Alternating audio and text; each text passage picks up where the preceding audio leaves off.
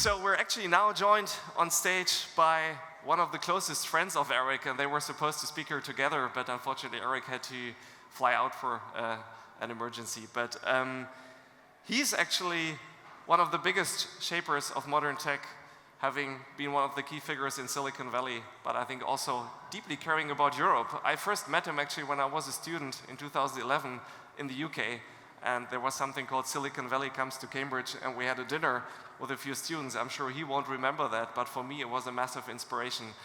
But he is, as a side hustle, also the co-founder of LinkedIn, Inflection AI, one of the early shapers of OpenAI, part of the PayPal mafia. So I'm incredibly excited that we have Reid Hoffman here today, and he's joined by Harry Stebbings, who I'm very happy to call a friend. And please, stage is yours. Okay, right. I want to dive right in. We have the US pioneering in many different elements on the models. We have China with DeepSeek, and we are in Europe now. How does Europe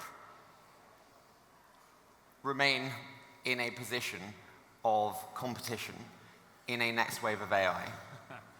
Well, fortunately, there's a ton of entrepreneurial talent from a lot of people coming here.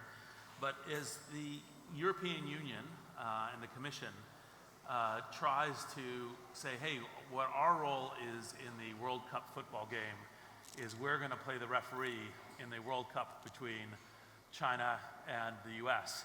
There's two problems. One problem is the referee never wins. And the second problem is that no one really likes the referee. So I think it's extremely important to be kind of events like this, the French AI Action Summit, to be getting the talent from Europe into the field and working hard on building the next things in AI. And I think that is totally possible. I think there's a huge amount of talent here. I do think that there's classically a bunch of impediments, not the least of which is if there's an overly regulatory approach of like spend a year validating that your system works in this particular way before you release, you're going to have problems. You also, of course, need to make sure that you are recruiting 20 out of 10 ambitious talent for people who are working Saturday at 5 p.m. and Sunday at 5 p.m. in order to be deploying technology companies. If I put you in charge of Europe, big job, what would you change today? We're getting a little bit of feedback here. We good? Yep, I think we're good. What would you change today to make that happen? So I think there's a couple things. One is you want to make the kind of formation of firms and the first at least couple hundred people as fluid and easy as you can. Capital is available, technology talent's available. You probably do need to have, being able to recruit, because one of the things that made Silicon Valley work is recruiting immigration, so high-powered talent from other places, India, Eastern Europe, other things into it, to be able to staff up. And then you need to be able to allow those entities to take risks, not necessarily risks with the call it the infrastructure of like breaking something that's fundamental, like payments or banking or something else, but like taking risk of, hey, we're going to deploy and build something that we're not going to necessarily get permission for, and we're going to iteratively do that. And you need to have that within software. Completely agree. If we look at Asia and we look at DeepSeek, how do you evaluate DeepSeek's model? How do you evaluate what happened over the last few weeks? So DeepSeek, I think, actually, in many ways, is actually a very good sign for European entrepreneurs. Part of why I think it's a good sign for European entrepreneurs is because the fact is that people thought, China might have been 1 or 2 years behind.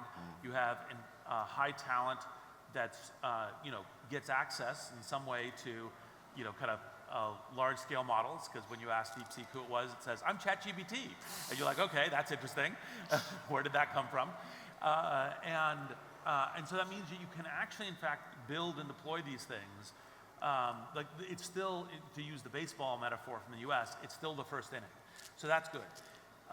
It launched 6 to 12 months earlier than I was anticipating from China. I think that was one of the things that made the kind of that was the surprise. They also did some good minor technical innovations. I mean, they're real, they're point ones, point twos, in terms of efficiency. But the distillation of models was one of the things that everybody has actually already been working on in Silicon Valley. Were you surprised that the innovation came from China versus from Meta or from Demis and DeepMind? Well, there's serious innovations coming from each of these companies. In this particular one, I think what was interesting was that the kind of chain of thought reasoning, which OpenAI released first but didn't release the visible chains of thought, that the other kind of, call it US companies, didn't respond with as much vigor there, and that the Chinese beat them out the gate on it. I know that they are all thinking about chain of reasoning, like the chain of reasoning discussion, because like one of the things that people are not really tracking is that they tend to, too often the uninformed discussion is there's like one model to rule them all. It's only this one big model. Actually, there's going to be tons of small models and how they're composed, and the chains of reasoning like O1 and O3 and DeepSeek are actually in fact showing this kind of this mixture of experts, but now in models and how they're composed. And that's actually in fact how the agents are going to be made, that's how the new applications are going to be made, and that's actually in fact the thing that's most important about these large models is some solutions, but also how they train the smaller models. And so that's already been in process. The fact that the Chinese are there is testimony to the fact that they are smart, technologically capable, and very fast moving.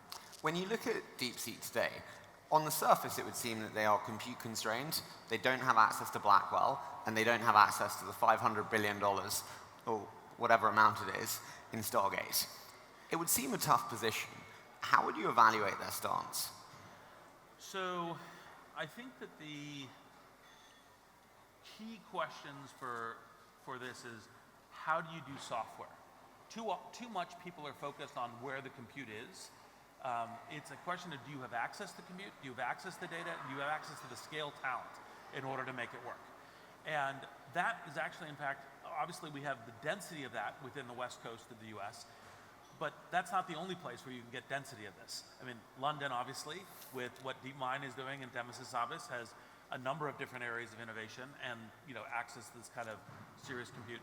But the question is, and by the way, the scale compute really matters. The kind of the media narrative for a week around, oh, DeepSeek shows you that scale compute doesn't matter, is foolish on multiple levels. One, DeepSeek had to use a bunch of scale compute, was the derivative from large-scale models that use scale compute. But two, and even more relevant, even if you got something more efficient, you still want to get the benefit of 100,000 H100s, of 200,000 H100s, because 300,000, because that allows you to have that much better of a model. And even if, for example, the 300,000 H100 model is only 20% better than the 100,000, that much better at science, that much better at coding, that much better at legal, that much better at medical, that much better, like that 20% really does matter. Totally agree with you. You mentioned we're in the first innings. When we look at self-driving, we had this kind of all at once, and then it seemed to plateau before it was all at once again in the last few years. Do you think we see a similar trajectory with AI, or do you think we actually see the continuing exponential development? I think we see a continuing exponential curve. I mean, one of the things that I think is very important, so the reason why self-driving, when the software, when bits encounter atoms, when it gets into the physical world, the challenge with the physical world is you have to navigate, like for example, in self-driving, possible fatalities, other kinds of things. It moves slower. And so as much as you are just fully in the software side of it, you just continue to move. And part of the thing, so when AI gets to robotics, there may be some slower patches for similar purposes, but when it's a network of agents, that like you should think that within a few years, when we deploy as professionals, we're going to deploy with almost like a drone swarm, like a network of agents in terms of how we deploy. That's all software and how we operate. So that will continue its massive increase. I completely agree. When we think about the providers of those agents, the core question that I struggle with today as an investor is to what extent do model providers become application providers and bluntly kill... The model providers become application providers. Precisely. And then what do we do if that happens? How do you think about that? So I do think that some of the model providers will be some application providers, but this is one of the reasons why there's a ton of room for startups, because they can only focus on a few of the applications in terms of how they operate. And that set of even like they say, okay, well, I'm Microsoft, I'm going to be doing these enterprise workflow stuff, I'm going to be doing coding. I'm Google, I'm going to be really focused on search, I'm going to be focused on a few other, there'll be some things which are massively focused, but there's a ton of room for other things. And so I think that kind of room for other kinds of applications are part of what gives, I'm still at Greylock and investing in, lots of AI companies, because I think there's room for lots of different applications. Do we need to change our mindsets as investors for a new age of AI investing? I had Nabil on from Spark, and he spoke about the Anthropic investment for Spark, and he said this generation of, with respect to any HBS or HBS grads who like spreadsheet investing, that is now gone. You need a much more creative and flexible mind to win in an age of AI investing.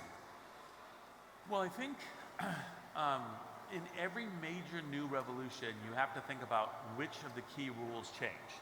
Some of them stay the same, a go-to-market strategy, things with network effects, other kinds of things. Some of them stay the same in terms of, my guess is advertising models will still be very significant in the creation of new things. But on the other hand, you have to think about what things are new. And part of the thing that I think is, one of the things I thought Eric was talking about very well when he was on stage was talking about the things about, look, this will revolutionize every single industry. So thinking sideways, not just going where everyone else is going. So there's so many different coding startups that you're okay, I literally there's probably 5 times the number that I have in my head in the world. And that's a large number. So I'm going to go do another coding startup, and I understand that because I'm an engineer, it doesn't really work. So the kind of thing that I did, as you know, is, basically last year I said, okay, what are the kinds of applications that are the kinds of things that people are huge, but people aren't as focused on? So I said, hey, well, actually, I think biology is a language. These things are these are language amplifiers. What about biology and science? And so I started with Siddhartha Mukherjee, an AI drug discovery company to cure cancer, because we might be able to revolutionize the entire process for drug discovery using AI. How did the way that you found a company today in 2025 differ from the last 2 decades of how you founded companies before because of the infrastructure that you have today? Well, so you have to have a theory of compute and compute access. Some things are the same, theory of competition, theory of go-to-market, etc. But where's the technology going? Because it's evolving. So unlike, for example, you say, oh, we have web servers and web servers are this, right? You go, no. This technology is evolving every few months. So if you're okay, I'm just gonna lock in on what the technology is right now, and that's all I'm gonna be doing. You're well, but it's evolving at such a clock, you have to include that. And then you say, so do you build for 3 years out? Do you try and, because this, fuck's sake, British. Do you then build going, okay, well, I know that OpenAI is going here, I'm gonna build for that, given that you'll be outdated if you build for here? I'm not sure anybody, including the lead model developers, know exactly where they're going to be in 3 years. So as opposed to saying I'm industrialized because I know at the exact point the puck is moving to, you have to presume a flexibility and agility and a kind of a rebuilding as you're going. So it has to have a dynamic plan of, okay, I know things are going to be changing some, and I know I may need to readjust. So thinking about it is less industrial planning and more video game playing. How do you think about the importance of speed today? There are core strategic decisions that need to be made, but you also need to be really, really quick. Yeah. Is speed more important than ever, or is the slow strategic decision and getting it right more important? Well, this is one of the paradoxes of entrepreneurship. You have to both be long-term and short-term. You have to be both persistent in an idea and also flexible and changing. So the short answer is speed matters intensely. But that doesn't mean you don't think strategically. It doesn't mean you don't think, hey, I have a macro game that I'm playing, that I'm adjusting, that I have a model in terms of how I'm playing forward, in terms of what I'm doing.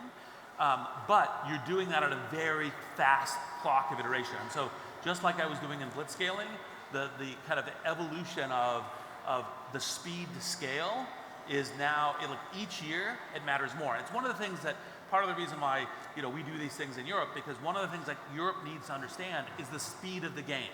This game is set by the clock of like who are the fastest movers. Have you ever seen cash move into a space like we've seen over the last few weeks, even? With Stargate being 500 billion, with the reported OpenAI round, it seems like this is never before size of cash.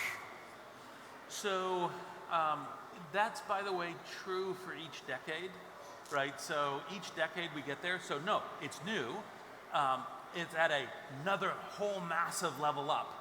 But it's actually not a surprise of when you live in a multi-billion user connected world, that multi-billion connected user world, then actually in fact makes the investment for doing a, for example, a $50 billion investment that can go across all of that work much more significantly. Right. Maybe my mic was the one that was having problems.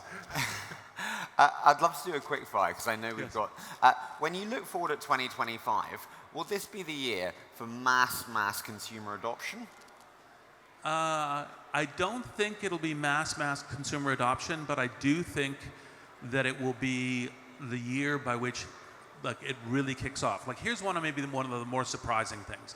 So everyone in the Silicon Valley is working on coding assistants. And part of the reason why they're working on coding assistants is because it's a fitness function that allows you to go, okay, this can do a whole bunch of code itself. It can really amplify engineers. We understand the economic path. However, it's not just that. One of the things to think about, when we think we deploy as a individual professional in anything, as a chemical engineer, as a financial analyst, as a lawyer, etc., one or more of those agents will also be coding assistants for everyone, right? Part of your way to operate, you as an investor, you will have a software agent that's helping you do analysis, research, comparing and contrasting things. You might even say, hey, I'm going to build a 20 VC app, and we'll go, great, here's your 20 VC app, as a way of doing it. And that's part of the amplification that we are going to hit this year, and it's going to accelerate everything else. If you could invest in one model provider other than OpenAI, you've got Anthropic. Which I am an investor in. I know. You've got Anthropic, you've got X, you've got Mistral, you've got the others. Where would you go? Probably Anthropic. Claude is very good at writing, and then a few other things. What are you most nervous about in the next year? What I'm most nervous about is that we don't realize that the cognitive industrial revolution is a key thing for us to solve for future generations of society, and that the challenges that we run into in job transformation and everything else get us to have a kind of a panic fear. That's one of the reasons why I just published Super Agency, to kind of say, how do we amplify our human agency with AI, that it is amplification intelligence. And getting through that, I think, is what's most important. Penultimate one, are we in a bubble? And if so, is it a good bubble that produces positive impact long term, or a bad bubble that just sets money on fire? I think we're not in a bubble. There will be dumb investments that will be setting money on fire, just like the internet, just like the smartphone, just like cloud computing. And because the money is larger, there will be larger piles of money that will be sometimes on fire. But we will look back 5 years. 5 years in the future, we'll be looking back and going, this is the biggest transformation we've been in, because it amplifies from the internet, from cloud, from mobile. All of that gets magnified. Final one. When you look forward to the next year, or the next few years, what are you most excited about? For me, it's multiple sclerosis drug discovery from my mother's illness. That is phenomenally exciting. That was never before. What are you most excited about? I think that we're going to have an amplification of all technology's ability to help human beings. So, for example, one of the things we have as a line of sight that I think will exist very soon is a medical assistant on every smartphone on the planet that is better than today's good doctor. And that doesn't mean doctors go out of business. That means that everybody in the world who has access to a smartphone has access to good medical advice. Listen, Reid, thank you so much for doing this with me. Thank you for coming to Paris. We've so enjoyed having you. Always.